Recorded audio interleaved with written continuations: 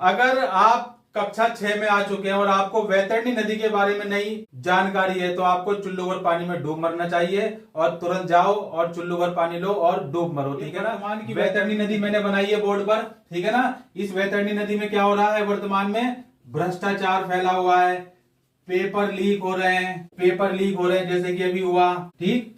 और कितने पेपर पहले लीक हो चुके हैं, कितने नकल माफिया नहीं पकड़ा जा रहा है, पूरा सिस्टम फेल।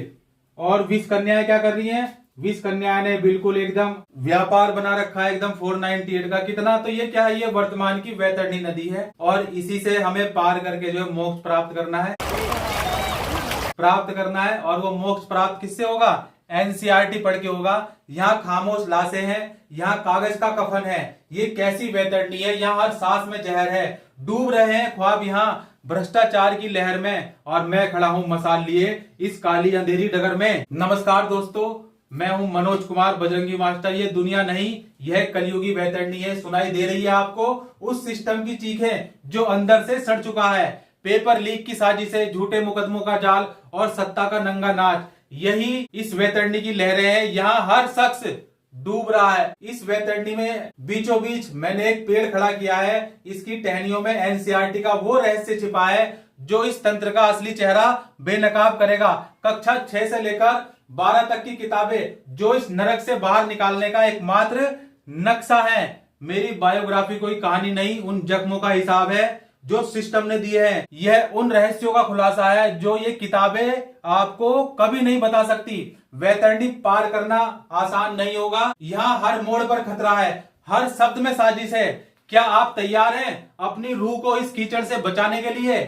आज से वैतरणी पार का खेल शुरू हो रहा है। हर हर महादेव। याद रखना, यथा दृष्टि तथा सृष्टि। पौराणिक ग्रंथों के अनुसार वैतरणी नदी यमलोक की सीमा पर बहने वाली एक अत्यंत भयावह और घोर कष्टकारी नदी है, जिसमें केवल क्या है, पापों के अंश मिले हुए हैं, पापों के अंशों से निर्मित है, पापों से निर्मित है। इसमें जल के स्थान पर क्या है, रक्त है, मवाद है और घृणित कीड़े मकोड़े प्रभावित होते हैं। और जो जीव ने अपने जीवन काल में अधर्म किया हो, कुकर्म किया हो, उन्हें मृत्यु के पश्चात इस नदी के भीषण प्रभाव में गुजरना पड़ता है। कलयुग के धरातल पर यही वैतरणी भ्रष्टाचार, पेपर लीक, झूठे मुकदमों और अनैतिक तंत्र के रूप में अवतरित हो चुकी है। यहाँ निर्दोष लोग इस कानून और सामाजिक दलदल में फंसकर निरंतर संघर्ष कर रहे हैं।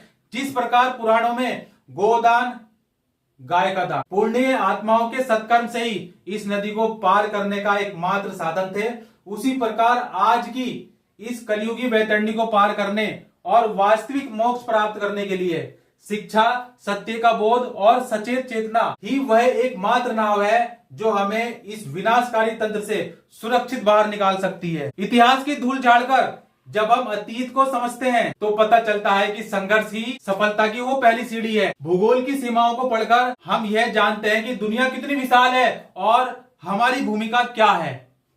रही बात राजनीति की, तो यह हमें समाज की मुख्य धारा से जोड़ती है और अधिकारों के प्रति सचेत करती है। जब हम उन विषयों को गहराई से पढ़ते हैं तो हमारा मस्तिष्क विकसित होता है। शिक्षा का अर्थ केवल किताबी ज्ञान रटना नहीं, बल्कि यह सोचना है कि कैसे हम अपने भीतर छिपे असीमित सामर्थ्य को पहचान सकें। असीमित है, याद रखना, जब तुम्हारा विवेक जागृत होता है तो बड़ी से बड़ी धाराएं छोटी लगने लगती है।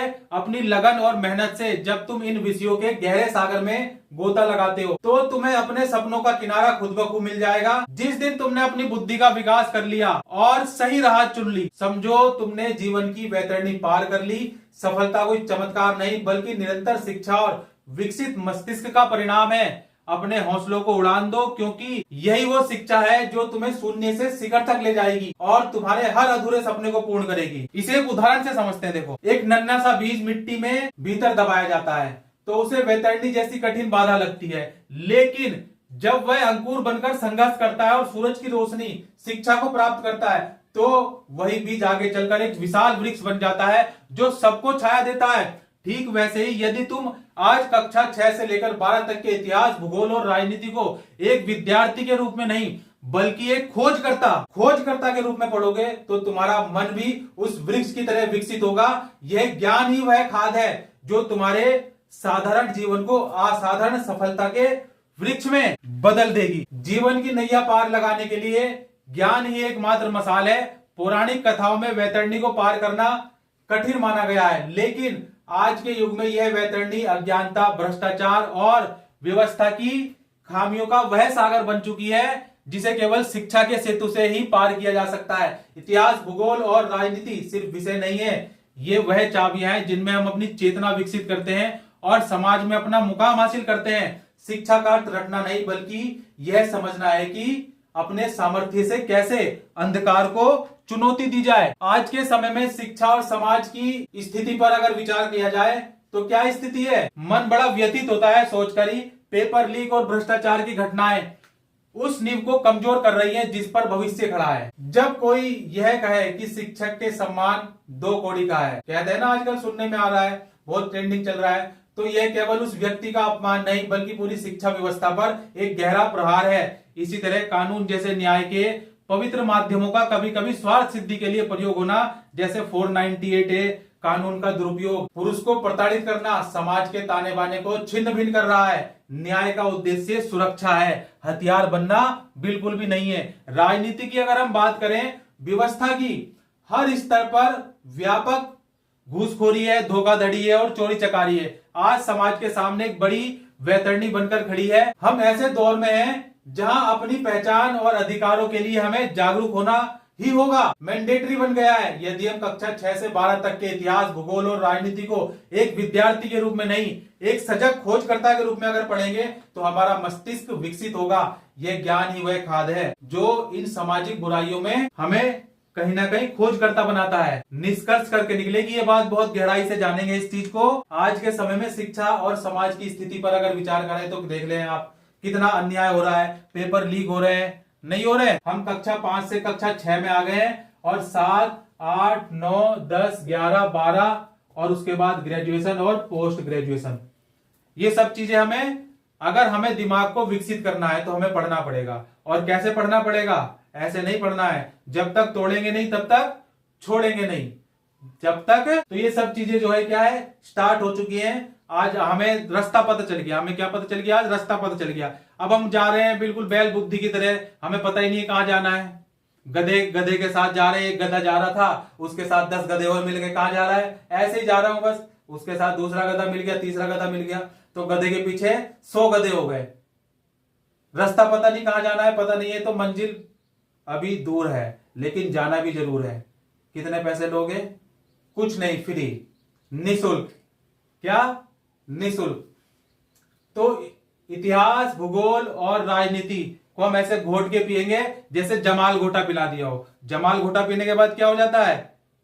कभी ट्राई मत करना, ठीक है ना? जमाल घोटा ट्राई मत करना बिल्कुल भी, ठीक है? लेकिन आपको पता है दोस्तों, आज की चर्चा की काफी कुछ गहराई से निकल कर आया है।